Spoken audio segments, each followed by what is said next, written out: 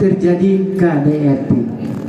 Karena Al-Quran mengatakan kami jadikan mawaddah warahmah, cinta dan kasih sayang dalam keluarga. Warahmah sebagai peringatan kepada orang-orang santri, guru-guru yang berkeluarga.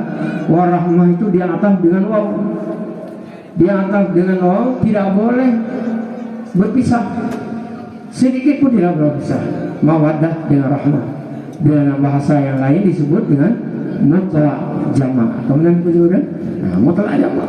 Kalau mutlak jama' tidak boleh berpisah, bisa boleh hatta bil mauti ataupun illa bil mauti, kecuali dengan mati.